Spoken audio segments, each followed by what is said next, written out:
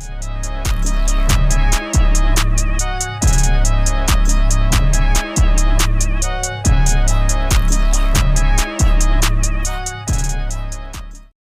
ازيكم عاملين ايه؟ يا رب تبقوا كويسين وكل حاجة كويسة والدنيا تمام. ده بارت 2 من لاست نايت ريفيجن الماس. شرحت في الفيديو ده البارشال ديريفاتيف وحليت عليه 7 أسئلة مهمين جدا. حلهم بإيدك بعد ما تخلص، ضروري جدا عشان الماس ما ينفعش تتفرج عليه. لازم بعد كل سؤال أو قبل، على حسب لو انت فاهم الدرس أصلا، امسك السؤال الأول جرب حله، شوف هتوصل فين أو هتعطل فين عشان تعرف انت عطلت فين وتتعلم من كده من الفيديو. طيب الفيديو اللي جاي ان شاء الله هيبقى على الابليكيشن بتاع البارت ده، الماكسيمم والمينيمم. حاجة بسيطة جدا وان شاء الله الفيديو هيبقى اصغر من ده.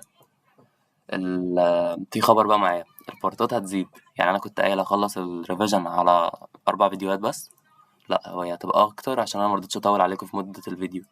تمام، الفيديو مش هيبقى اكتر من نص ساعة، ساعة الا ربع، عشان ما تزهقوش وكده، وعشان يبقى برضو كل فيديو مخصص بحاجة معينة. يعني ده مثلا فيديو البارشال ديريفاتيف، اللي بعده ماكسيمم ولا مينيمم، اللي بعده كده يعني. بس مش عايز اقول حاجة تاني، يلا بينا نبدأ بأول سؤال معانا. z equal x sin y. ماشي، السؤال ده خطواته ثابتة. هتعمل ايه دلوقتي؟ هتقول لي هنا zx equal و zx equal واسم الصفحة، وقول لي هنا zy equal وهنا zy equal. طيب zx انت هتعمل بتاع الفانكشن اللي قدامك دي ديريفاتيف بالنسبة لاكس وانت شايف الواي كونستانت، شايف الواي ثابت. طيب يعني ايه شايف الواي ثابت؟ يعني انا هعملها معاملة الرقم، اي حاجة هشوف فيها واي هعملها معاملة رقم وهسيبها واعمل ديريفاتيف للي جنبها. ماشي. طيب انا لما اجي اعمل الاكس ديريفاتيف، اللي مش شايف اللي جنبها رقم بقى، رقم ثابت، ف ديريفاتيف الاكس اللي كان جنبها رقم بيبقى الرقم اللي جنب الاكس. فانا دلوقتي عشان انا معتبر ان دي رقم، فهاخد الديريفاتيف الفانكشن دي ساين واي. ليه ساين واي؟ عشان ده الرقم اللي جنب الاكس، وانا لما باجي اعمل ديريفاتيف لاكس جنبها رقم باخد الرقم اللي جنب الاكس. تمام تمام ان شاء الله. طيب اللي تحتيه على طول زد اكس اكس، شايف الزد اكس اللي انا لسه جايبها؟ اعمل لها ديريفاتيف تاني بالنسبه لاكس. طيب لما اجي اعمل لساين واي ديريفاتيف بالنسبه لاكس والواي انا شايفها كونستانت ثابت، الديريفاتيف بتاعها 0. ماشي ماشي، يا رب تكون واضحه. طب لما اجيب الزد واي، العكس بقى، امسك المعادله اللي فوق دي هبص لها على ان الاكس ثابت وانا بعمل ديريفاتيف للواي، فهشوف ايه هنا اللي فيه واي، الساين واي. طيب لما اجي اعمل ديريفاتيف للساين بيبقى ايه؟ كوزاين. والزاويه عمرها ما بتتغير اللي هي واي. ماشي. طيب انا دلوقتي لو بعمل ديريفاتيف فوق هنا عندك مثلا الاتنين ساين واي، ماشي، مش بعمل ديريفاتيف للساين، بقول كوزاين واي والرقم اللي جنب الساين ده بينزل زي ما هو هنا. ليه؟ ما عشان ده رقم ثابت مضروب فيه، فثابت خلاص، يعني اعمل ايه؟ ماشي. فهنا نفس الحوار، لما عملت ديريفاتيف للساين واي وبقت كوزاين واي، الاكس الثابت اللي فوق ده اللي كان جنبها نزل هنا اهو. تمام ماشي. طيب هجيب دلوقتي الزد واي، هجيبه ازاي زد واي؟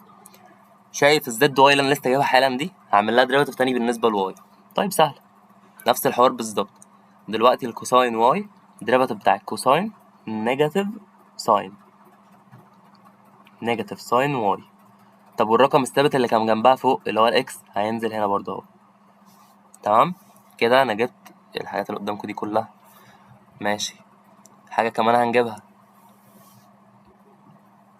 ال ZXY وال ZYX اللي هما غالبا بيساوي بعض، غالبا مش اكيد، مش على طول. ماشي.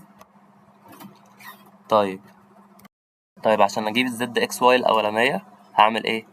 همسك ال ZX اللي هي دي واعمل لها ديريفاتيف بالنسبه لواي. تمام ماشي. لما اجي اعمل لدي ديريفاتيف بالنسبه لواي، الساين واي ديريفاتيف بالنسبه لواي، الساين ديريفاتيف بتاعها كوساين والواي هتنزل، يبقى انا كده جبت الزد اكس واي. طيب اجيب دلوقتي الزد واي اكس، هجيبها ازاي؟ الفانكشن دي هعمل لها ديريفاتيف بالنسبة لإكس. ماشي. طيب أنا دلوقتي شايف الكوساين واي دي رقم ثابت، وهعمل ديريفاتيف للإكس. فلما أجي أعمل ديريفاتيف للإكس وهي جنبها رقم ثابت، باخد الرقم الثابت اللي جنبها اللي هو هنا إيه؟ اللي هو هنا كوساين واي. فهنا طلع معايا اللي عملته، فهنا طلع معايا إيه؟ طلع معايا إن زد إكس واي بتساوي زد واي إكس. تمام؟ تمام.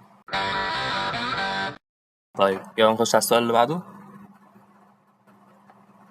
z equal sin y على x. sin y على x. مش عارف الواي معقل ايه. sin y على x. طيب انا ممكن اكتبها بشكل تاني، عشان انا كده كده بعمل ديريفاتيف لدي لوحدها ولدي لوحدها. طب ما افصلهم عن بعض، ما انا اقدر اعمل كده. هقول ان واحد على x مضروبة في sin y. ماشي. دي هي دي، انا ما غيرتش فيها اي حاجة ولا ضايقتها. طيب هعمل ايه دلوقتي؟ البصمجة اللي حافظينها يعني هنعمل ايه؟ هتكتب هنا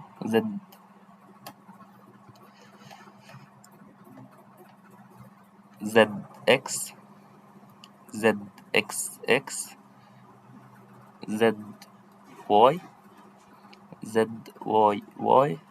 واقسم الصفحة. طيب حط لي هنا equal. طيب لما اجي اعمل، انا بصوا يا جدعان، انا هبص على البتاع دي عشان دي مفصولين فيها عن بعض، مش هتضايقني وانا بعمل ديريفاتيف، هتبقى اسهل لكم. طيب لما اجي اعمل دي ديريفاتيف بالنسبة لاكس، ماشي انا هعمل ديريفاتيف للواحد على اكس دي، وانا شايف الساين واي كونستانت، شايف الساين واي دي ثابت. ماشي. طيب الواحد على اكس الديريفاتيف بتاعها انا كنت قلته في الفيديو بتاع البارت الاول تقريبا، نيجاتيف 1 على اكس سكوير. تمام. ماشي. والرقم اللي جنبها اللي هو الثابت هينزل برضو لازق فيها اللي هو ساين واي. تمام. اجي دلوقتي اجيب الزد اكس اكس. ماشي. الزد اكس اكس هجيبه ازاي؟ نفس الكلام، انا شايف الساين واي ثابت فمش هعمله ديريفاتيف، انا هسيبه عشان كده كده هينزل برضو. والنيجاتيف 1 على اكس سكوير ده اللي هعمله ديريفاتيف. طيب انا همشي بقانون الديفيجن رول بتاع الديريفاتيف عادي جدا عشان ده اسهل. اللي هو كان بيقول ايه؟ كان بيقول داون سكوير، داون اللي هو الاكس سكوير هعمل له سكوير تاني هيبقى باور 4، باور الباور ملتبلاي. ماشي. 4 دي مش حلوه دي. ماشي. بعدين كان بيقول داون في ديريفاتيف اب، داون اللي هو اكس سكوير اللي هو ده في ديريفاتيف اب، ديريفاتيف اب اللي هو النيجاتيف 1 الديريفاتيف بتاعه زيرو، فلما اضرب زيرو في الداون هيبقى زيرو. ماشي. نكمل القانون. ماينس اب في ديريفاتيف داون. ماشي. اب اللي هو نيجاتيف 1 نيجاتيف 1. طب ما هو في سالب، طب ما اخلي السالب دي موجب. في ديريفاتيف داون، لا في داون على طول، ولا لا في ديريفاتيف داون صح. ماشي. 2x انا اتلخبطت لما عملت النيجاتيف. تمام. تمام. ممكن ابسطها تبسيط عن كده. هعمل ايه؟ هطير اكس من فوق مع اكس من تحت. الاكس اللي فوق دي هوديها، وهنا كان في اكس باور 4 هخليها اكس باور 3 بس. ماشي. ماشي. لو اتلخبطتوا من القانون دي هقوله تاني عشان حاسس ان انا لخبطتكوا باللي قلته. القانون كان بيقول، يعني ننزل تحت، كان بيقول division rule لما باجي اعمل derivative ل up على down يعني بيبقى ايه؟ بيبقى down square تحت، وفوق بيبقى فيه down في derivative up minus up في derivative down. ماشي. طيب انا في السؤال اللي معايا فوق ده كنت بعمل ايه؟ كنت بقول ان الداون كان اكس سكوير، لما عملت له سكوير تاني بقى باور 4. ماشي. بقى في هنا باور 4. ماشي. وبعدين كنت بقول داون اللي هو كان اكس سكوير مضروب في ديريفاتيف اب. طب الاب كان نيجاتيف 1، لما اعمله ديريفاتيف هيبقى 0، بقى اكس سكوير مضروبه في 0 ماينس اب اللي هو كان نيجاتيف 1 مضروب في اكس سكوير في ديريفاتيف داون، سوري، في ديريفاتيف داون. ديريفاتيف داون اللي هو كان ايه؟ كان هو اصلا داون كان اكس سكوير، الديريفاتيف بتاعه 2 اكس. طيب في 2 اكس نبسط دلوقتي، اكس سكوير مضروبه بزيرو، ده كله بزيرو، اي حاجه مضروبه بزيرو بزيرو، فده كله هيروح. ماشي ماشي. طيب باقي في القانون معايا نيجاتيف. طب اقول لكم على حاجه، تعالوا نفك البراكت اللي جوه. نيجاتيف 1 في 2 اكس هيبقى نيجاتيف 2 اكس. ماشي، نيجاتيف 2 اكس، فهطير الواحد ده كده، نشيل البراكت ونشيل كل ده. وصلنا للمنظر ده اللي هو نيجاتيف 2 اكس على اكس سكوير. انا قلت حاجه غلط، تعالوا نرجع بالبتاع كده. انا عملت حاجه غبيه جدا دلوقتي بس مش مشكله، يعني هقولها لكم. انا دلوقتي ده طلع معايا زيرو زي ما قلت، تمام، وطار وخلاص. ماشي، في نيجاتيف بره ونيجاتيف جوه، طب ما هيروحوا مع بعض وهيبقى في بلس. انا مش عارف انا ايه اللي انا عملته ده، يعني الاتنين دول هيروحوا كده، الاتنين سالب دول، وهيبقى في هنا بلس. ماشي، واحد في 2 اكس ب2 اكس. ماشي، يبقى انا وصلت للشكل النهائي معايا ايه؟ 2 اكس على اكس باور 4. طيب عشان ابسط الشكل ده هطير اكس من فوق مع اكس من تحت. طيب هشيل الاكس اللي فوق، والاكس اللي في الاكسات اللي تحت هنقص الباور واحد، كانت 4 تبقى 3. طب انا ليه عملت كده؟ ايه اللي انا عملته ده؟ بصوا يا جماعه، لو قلت لك اكس باور 2 ده بيساوي اكس مضروبه في اكس. طب اكس باور 3 هتبقى اكس في اكس في اكس. طب انا طيرت اكس من فوق مع اكس من تحت فبقت اكس باور 2 فكتبتها، فاهمين؟ ماشي، متمسحش ليه دي؟ ماشي، نرجع بقى للصفحه التانية. ماشي، نيجي هنا، فانا طيرت اكس من فوق مع اكس من تحت فكده تمام يعني. طيب نجيب دلوقتي الزد واي. الزد واي هجيبها ازاي؟ هعامل الواحد على اكس دي انها كونستانت، انها ثابت، وهعمل ديريفاتيف للساين واي. طيب ديريفاتيف الساين كوساين، بالاحمر معلش بس، كوساين، والزاويه عمرها ما بتتغير اللي هي واي، والواحد على اكس اللي بره دي هتنزل زي ما هي واحد على اكس. تمام تمام. تعالوا نجيب الزد واي واي. هعمل الزد واي دي ديريفاتيف بالنسبه لواي. طيب لما اجي اعمل لها ديريفاتيف بالنسبه لواي انا شايف الواحد على اكس كونستانت. طيب هعمل ديريفاتيف دلوقتي للكوساين واي. ديريفاتيف الكوساين نيجاتيف ساين، نيجاتيف ساين واي، والواحد على اكس اللي كانت موجوده اللي هي فوق اللي هي ثابت دي هتنزل هنا برضو واحد على اكس. ماشي ماشي. نمسح بس العبث اللي تحت ده.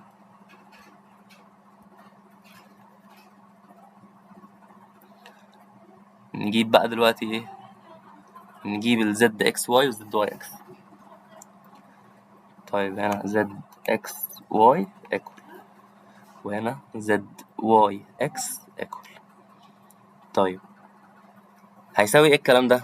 انا كنت بجيب الزد اكس واي دي ازاي؟ باجي على الزد اكس وبعمل لها ديريفاتيف بالنسبه لواي. طيب هي كانت نيجاتيف 1 على اكس سكوير مضروبه في ساين واي، هعمل لها ديريفاتيف بالنسبه لواي، فانا شايف النيجاتيف 1 على اكس سكوير دي كونستانت ثابت. ماشي، فانا هعمل دلوقتي ديريفاتيف للساين واي. ديريفاتيف الساين كوساين. انا ليه زنقت نفسي كده في مكان؟ اقول زد اكس واي ايكوال، هعمل ديريفاتيف للساين واي، الساين ديريفاتيف بتاعها هيبقى كوساين، مش عارف في ايه، هيبقى كوساين واي، والثابت اللي هو اللي فوق ده اللي هو النيجاتيف 1 على اكس سكوير ينزل هنا برضه نيجاتيف 1 على اكس سكوير. تمام تمام. تعالوا نجيب ال ZYX. ZYX equal، مش مشكلة. هعمل ديريفاتيف للZY دي بالنسبة لإكس. ماشي، هي كانت واحد على إكس كوساين واي. طيب الكوساين واي ده أنا شايفه ثابت دلوقتي عشان أنا بعمل ديريفاتيف بالنسبة لإكس. طيب لما أعمل ديريفاتيف للواحد على إكس كنا حافظين إن هو نيجاتيف 1 على إكس سكوير مضروب في الرقم الثابت اللي جنبه اللي هو كوساين واي هينزل هنا كوساين واي.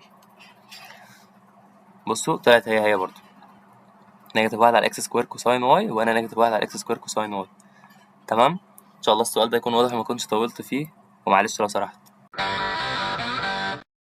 طيب السؤال التالت معانا بيقول z equal y ln x plus ln x y.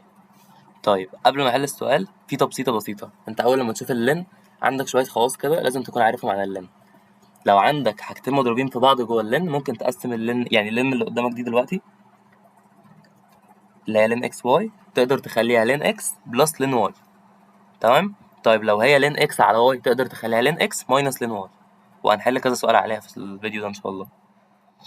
طيب هبسطها وهكتب السؤال تاني. هقول ان z equal y ln x بلس لن y دي قلنا هنقسمها لن x بلس لن y تبقى لن x بلس لن y.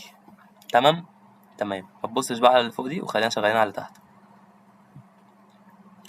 طيب نكتب هنا zx وهنا zxx ناكل.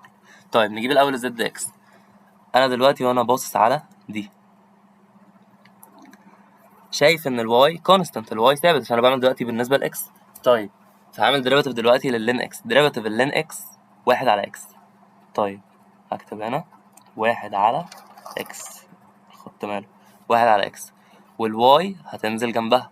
طب ما بدل ما تبقى جنبها ما تبقى فوقها يعني عادي، يعني مش ما عملتش حاجه غلط، هتبقى واي على اكس.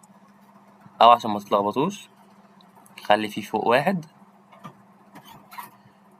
وفي جنبها هنا مضروبه فيه واي. ماشي بلس اللين اكس لما اعمل لها ديريفاتيف بالنسبه لاكس هتبقى واحد على اكس. فقلنا ان ديريفاتيف اللين اكس واحد على اكس. طيب واللين واي لما اعمل لها ديريفاتيف بالنسبه لاكس هتبقى زيرو، عشان دي ثابت بالنسبه لي عشان هي واي وانا بعمل ديريفاتيف بالنسبه لاكس. طيب تعالوا نجيب الزد اكس اكس. الزد اكس اكس هعمل اللي فوق الزد اكس ديريفاتيف. طيب في واحد على اكس واي. طب انا الواحد على اكس واي دي انا دلوقتي شايف الواي كونستنت وهعمل ديريفاتيف للواحد على اكس. طيب الواحد على اكس الديريفاتيف بتاعها كان ايه؟ كان نيجاتيف 1 نيجاتيف 1 على اكس سكوير مضروبة في الواي. ماشي مضروبة في الواي. طيب بلس الواحد على اكس لما اعمل لها ديريفاتيف برضه نفس الكلام نيجاتيف 1 على اكس سكوير. طيب انا كده جبت الزد اكس اكس. نجيب دلوقتي الزد واي والزد واي واي. اقول هنا زد واي ايكوال الزد واي. انا دلوقتي اول حاجه اعمل لها ديريفاتيف دي برضو انا بمسح ايه دي. طيب عشان اجيب لها ديريفاتيف انا شايف دلوقتي الاكس كونستانت واللين اكس كونستانت برضو، فانا هعمل ديريفاتيف للواي. ايه اللي جنب الواي؟ الرقم الثابت اللي جنب الواي اللين اكس. فهكتب هنا لين اكس. ليه؟ ما انا لو في رقم جنب الواي وانا بعمل للواي ديريفاتيف هاخد الرقم اللي جنب الواي. تمام ماشي بلس اللين اكس بالنسبه لواي الديريفاتيف بتاعها زيرو. ليه زيرو؟ ما هو لين اكس ده دلوقتي انا شايفه ثابت عشان انا بعمل ديريفاتيف بالنسبه لواي وده اكس مفيش واي قدامي. طيب بلس اللين واي لما اجي اعمل لها ديريفاتيف هتبقى واحد على واي. تمام انا وصلت للشكل ده هنا. طيب هجيب الزد واي واي. هقول زد واي واي ايكوال هعمل للزد واي ديريفاتيف. تمام اللين اكس الديريفاتيف بتاعها بالنسبه لواي زيرو بلس الزيرو ملوش ديريفاتيف طبعا بلس واحد على واي الديريفاتيف بتاعه بالنسبه لواي نيجاتيف 1 على واي سكوير. للمره المليون نفس الشكل بيتكرر قدامنا. طيب يعني عشان اخلي شكلها عدل امشي الكلام ده كله وهيبقى زد واي واي بيساوي معايا الكلام ده. طيب نجيب بقى دلوقتي ايه؟ نجيب دلوقتي زد اكس واي وزد واي اكس. طيب ده كان بيجي ازاي؟ كنت باجي على زد اكس وبعمل لها ديريفاتيف بالنسبة لواي. ماشي، هقول هنا زد اكس واي ايكوال. انتوا الأول بس شايفين المعادلة ولا لأ؟ أهي دي هعمل لها ديريفاتيف بالنسبة لواي. طيب أول حاجة قدامي دي 1 على اكس واي. أنا شايف دلوقتي الإكس كونستانت فهعمل ديريفاتيف للواي. طب لما أجي أعمل ديريفاتيف للواي باخد الرقم اللي جنبها اللي هو إيه؟ اللي هو 1 على اكس. ماشي؟ طيب بلس 1 على اكس لما أجي أعمل له ديريفاتيف بالنسبة لواي زيرو فمش هيتكتب. طيب يبقى أنا كده جبت الزد اكس واي. تعالى لي هناك وهاتلي ال زد واي اكس. نطلع نبص على المعادلة فوق، بتقول لين اكس بلس 1 على واي. طيب نكتب ايكوال. ماشي، لين اكس الديريفاتيف بتاعها بالنسبة لاكس 1 على اكس بلس الواحد على واي الديريفاتيف بتاعها بالنسبة لاكس زيرو.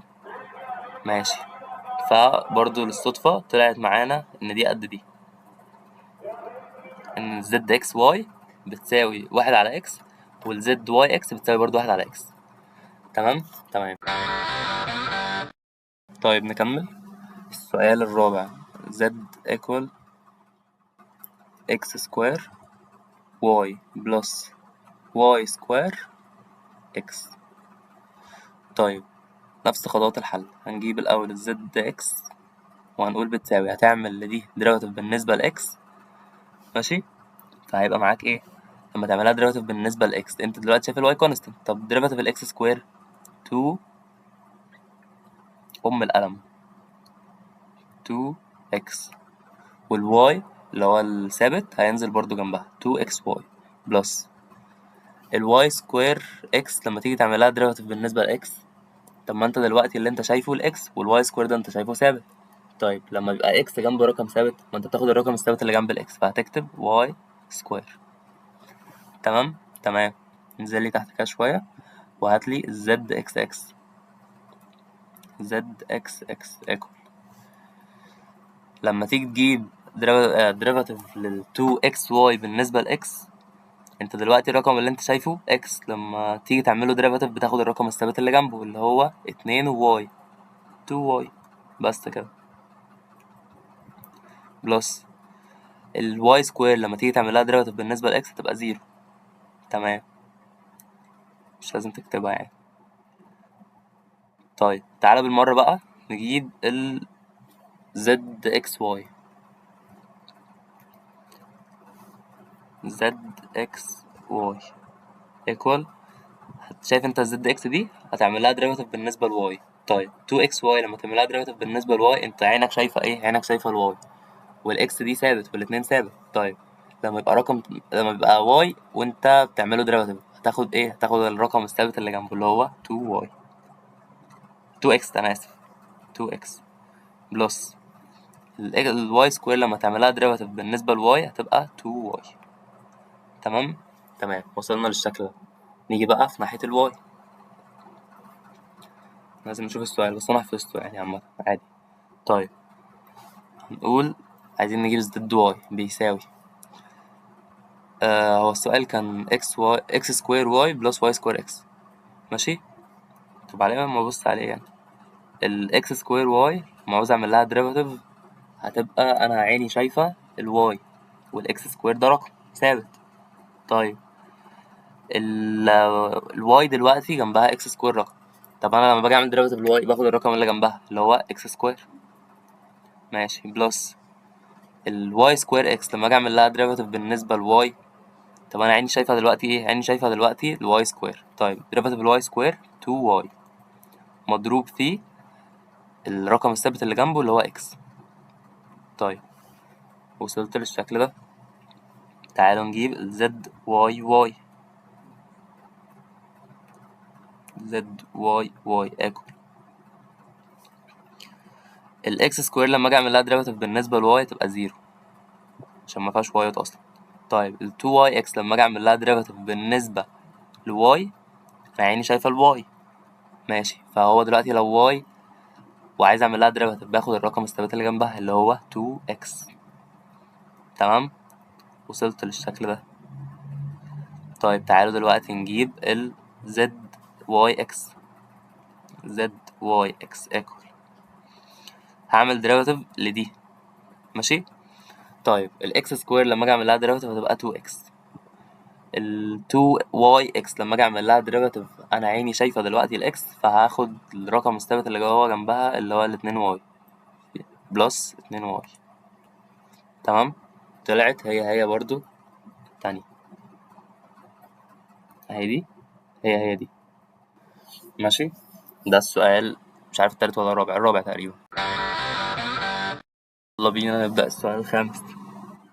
هنقول z equal x ln x على y. طيب انا قلت لكم اول ما نشوف لن فيها فراكشن او فيها حاجه مضروبه في بعض لازم نبسطها. طيب هتبسطها ازاي؟ قول لي ان الزد برضو ايكوال اكس مضروبه فيه، افتح براكت، لن اكس ماينس لن واي. البراكت ده مهم جدا جدا جدا جدا. ليه؟ عشان الاكس دي دلوقتي حالا هضربها هنا وهضربها هنا. ليه؟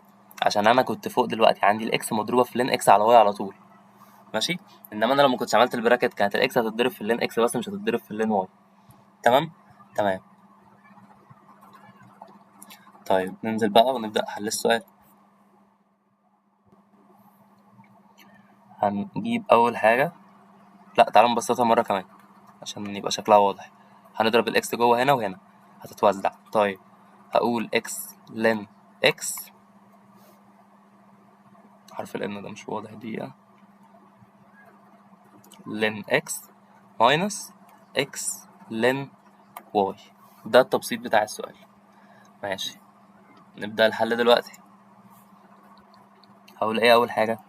زد إكس إيكوال، هعمل للإكس لن إكس دي ديريفاتيف بالنسبة لإكس. طيب دي اكس ودي اكس ومفيش ارقام ثابته في الحوار. طب انا دلوقتي هعمل ايه؟ هعمل المالتيبليكيشن رول اللي هو كان ايه؟ اول في ديريفاتيف تاني بلس تاني في ديريفاتيف اول. طيب اثبت واحد واعمل ديريفاتيف التاني بلس اثبت الاول وكده يعني. تمام، ماشي. اول حاجه هثبتها الاكس، هضرب في ديريفاتيف التاني اللي هو اللين اكس الديريفاتيف بتاعها واحد على اكس، ماشي، بلس تاني اللي هو اللين اكس في ديريفاتيف اول في ديريفاتيف الاكس اللي هو 1 تبقى لين اكس. تمام، ماشي. عندي تبسيطة للشكل ده، ايه هو؟ لما اقول لك اكس مضروبة في واحد على اكس ده بيساوي واحد. يعني لما اقول لك واحد اتنين مضروبة في نص، اتنين في نص بواحد. تمام، ماشي. يبقى امسح الكلام ده كله واكتب واحد،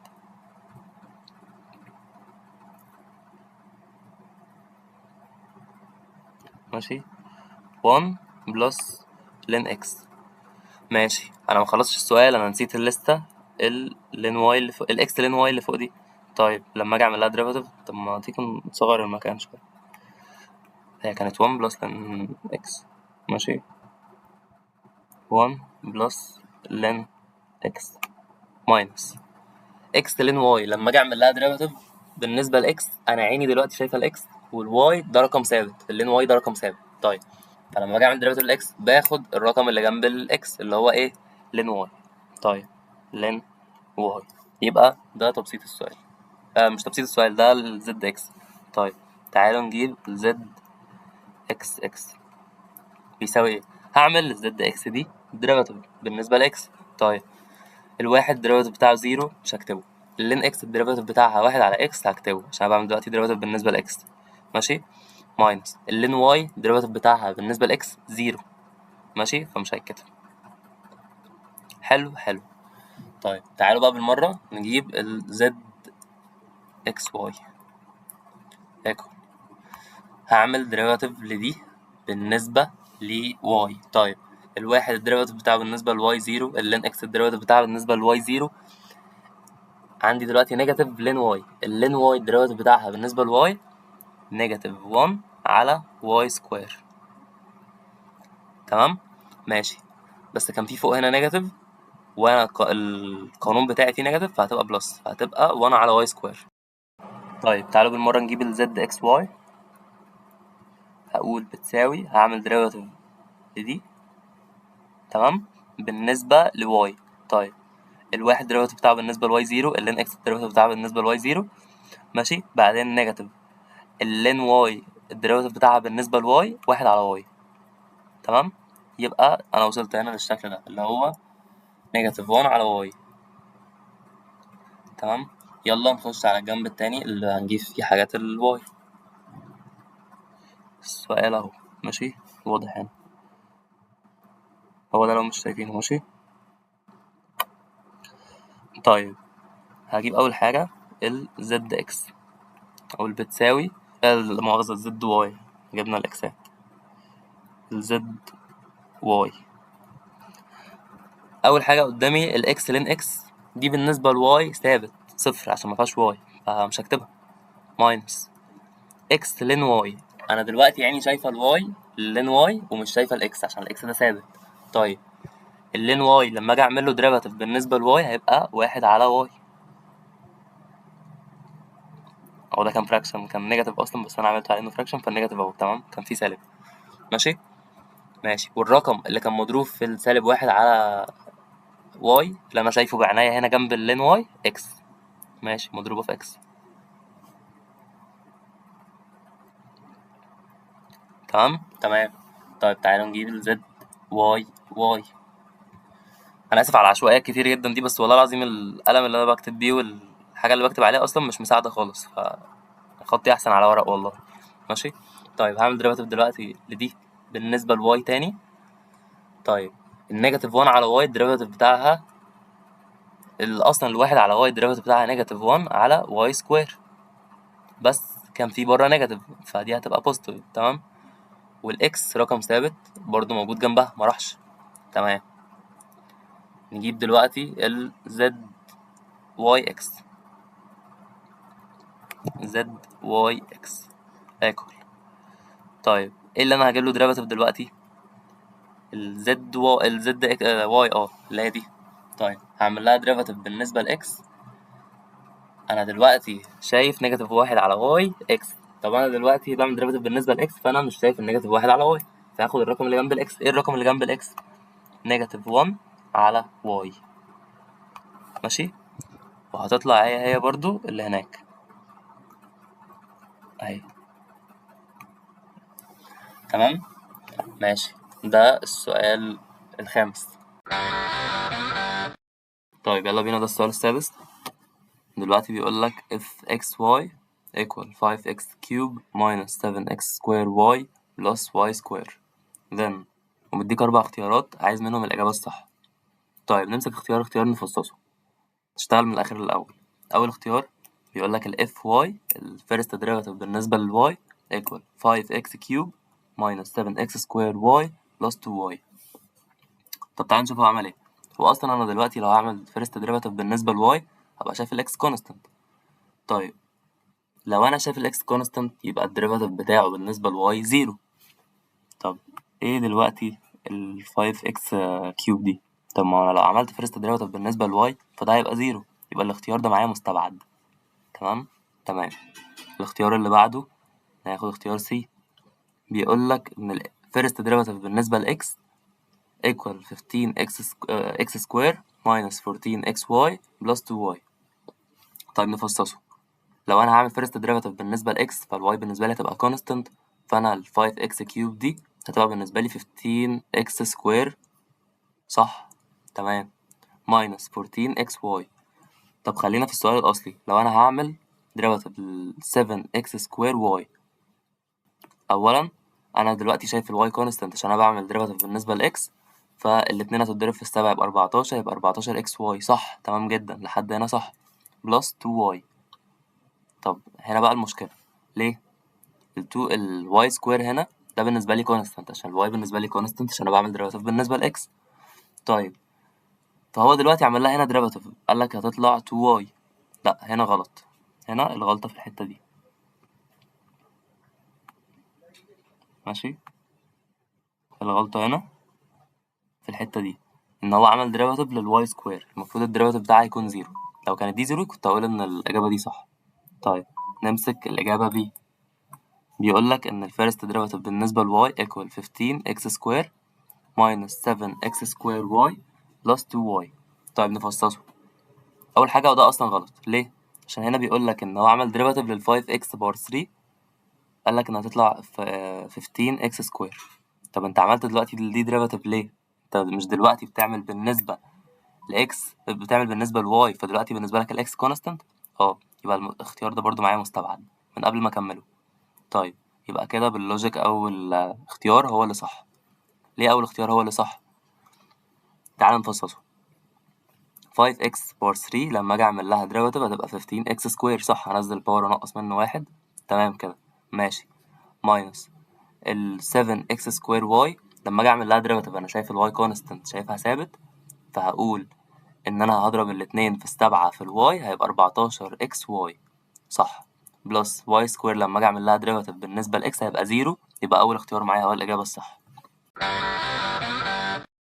طيب السؤال السابع بقى عشان نقفل الحتة دي.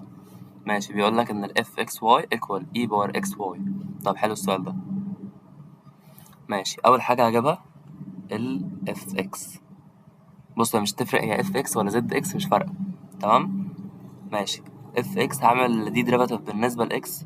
ماشي، لما باجي أعمل derivative لإي باور حاجة أو يعني متغير في الباور بيبقى خطوات السؤال ثابتة. بكتب إي باور إكس واي برضو نفس الكلام، مضروب في لين البيز، لين إي ب1 فمش بيتكتب في derivative الباور.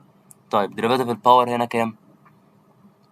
دلوقتي derivative الباور أنا دلوقتي شايف الواي كونستانت، الواي ثابت، يعني يعتبر رقم جنب الإكس.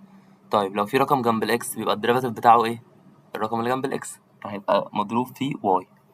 طيب نجيب دلوقتي ال fxx equal، هقول إنه بيساوي، هعمل للفانكشن دي derivative بالنسبة لإكس. طيب e باور x y لما أعمل لها derivative بالنسبة لإكس، أول حاجة بس الواي اللي جنبها دي constant ثابت، هي مش هتضايقني، هي هتنزل هنا عادي، تمام. ماشي، e باور x y لما أجي أعمل لها derivative هيبقى e باور x y برضو مضروب في لين البيز اللي هو لين e اللي هو بون برضو في derivative الباور. طب derivative الباور ايه؟ y برضو، فهحط هنا y سكوير عشان نتلخبط. طيب في الحتة دي ممكن أعمل هنا y سكوير، وممكن أضرب في y تانية، يعني ممكن تبقى y مضروبة في y في y سكوير، فعادي يعني مش فارقة، مغيرتش في شكلها أصلا. طيب هجيب دلوقتي ال fy equal، لما أجي أعمل الفانكشن دي derivative بالنسبة ل y هيبقى e باور xy مضروب في لين البيز اللي هو لين e اللي هو ب1 في derivative الباور. طيب أنا دلوقتي بعمل derivative بالنسبة ل y فالإكس بالنسبة لي constant. طيب أنا دلوقتي شايف ال y لازق فيها رقم اللي هو الإكس. طب لما يبقى رقم لازق في ال y يبقى الديريفاتيف بتاعها الرقم اللي جنب ال y اللي هو هنا إيه؟ اللي هو هنا إكس. طيب نفس الفكرة بالظبط، مفيش فرق يعني. طيب هجيب دلوقتي ال fy هقول equal، طب هعمل function دي derivative هيبقى ايه؟ e باور xy برضو، e باور xy مضروب في لين البيز اللي هو لين e اللي هو بون اللي هو مش هيتكتب في derivative الباور. derivative الباور ايه؟ هيبقى هنا x برضو، ماشي. وكان في x اللي هي الاكس دي انا ما كتبتهاش في الاول، كتبتها في الاخر، ماشي. طب x في x بx سكوير، فهكتب هنا x سكوير، تمام. ماشي، اجيب دلوقتي ال fxy او ال fyx، تعالوا نجيبها من ال fxx هنا. ماشي، هنا بعمل ايه؟ هعمل derivative لأنهي، عشان متستناش السهم ده عشان متلخبطوش، هعمل derivative لدي، ماشي. هكتب هنا fxy equal، لما اجي اعمل لها derivative بالنسبة لy لا، هنا هيبقى الموضوع هيختلف. ليه؟ عشان هنا الواي متغير والاي باور اكس واي متغير، مفيش حاجة فيهم ثابت، الثابت فوق في الباور لازق في الواي، فأعتقد واضحة، ماشي. طيب نعمل لها derivative ازاي؟ المultiplication rule بتاع الديريفاتيف، هثبت واحد واضرب في الديريفاتيف التاني وبعدين اثبت التاني واضرب في الديريفاتيف الاول، ماشي. طب هثبت انهي دلوقتي؟ تعالوا نثبت الاي باور اكس واي، اي باور اكس واي مضروبة في ديريفاتيف اللي التاني، يعني اللي هو ديريفاتيف الواي اللي هو ب1 اللي هو مش هيتكتب، بلس تاني اللي هو الواي في ديريفاتيف اول derivative ال e باور xy. derivative ال e باور xy e باور xy. ماشي. بس ايه، ثواني، مضروب في ايه؟ في لين البيز اللي هو لين اي اللي هو ب1 اللي هو مش هيتكتب، مضروب في derivative الباور. derivative الباور هنا ايه؟ عشان انا شغال دلوقتي بالنسبة لواي فهيبقى اكس. ماشي، يبقى ده الشكل النهائي. تمام. تعالوا نجيبها من الناحية التانية برضه عشان نتأكد ان حلنا صح. هنعمل derivative لدي ونجيب ال f y x ايكوال. طيب لما اجي اعمل لدي derivative برضه نفس الحوار، ال x هنا عندي متغير وال e باور xy برضه متغير، يعني عشان بعمل هنا derivative بالنسبة ل x. طيب هيبقى المالتيبليكيشن رول برضه بتاع الديريفاتيف اللي هو ايه؟ اثبت واحد واضرب في الديريفاتيف التاني بلس اثبت اللي انا عملت له derivative واعمل derivative للي انا ثبته. طيب اول حاجه اثبت الاي باور اكس واي، مش فارقه اثبت انهي الاول عشان في ما بينهم بلس، انما بتفرق في الديفيجن رول. طيب هثبت دلوقتي في الاول الاي باور اكس واي، معلش انا اسف، مضروب في ديريفاتيف التاني ديريفاتيف الاكس اللي هو ب1 اللي هو مش هيتكتب. ماشي، بلس انا عملت الاول ثبت الاي باور اكس واي، دلوقتي هثبت الاكس بلس ثبت الاكس واضرب في ديريفاتيف الاي باور اكس واي. طيب الاي باور اكس واي الديريفاتيف بتاعها اي باور اكس واي برضو. ماشي، مضروب في لين البيز اللي هو ب1 مضروب في ديريفاتيف الباور اللي هو هنا ايه؟ واي. ماشي. ماشي، طلع بالصدفة مش بالصدفة أو بالصدفة يعني، هو ده. ماشي. طيب ده كان السؤال السابع ونهاية الفيديو بتاعنا. نهاية الفيديو التاني في المراجعة شرحت فيه البارشال ديريفاتيف وحليت 7 أسئلة مهمين جدا وآخر كام سؤال مهمين. ماشي.